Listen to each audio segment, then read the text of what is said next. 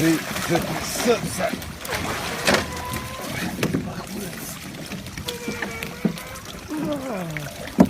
Ajde malo. Evo.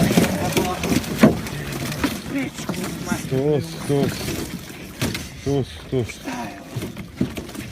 Šta je, Milane? Šta su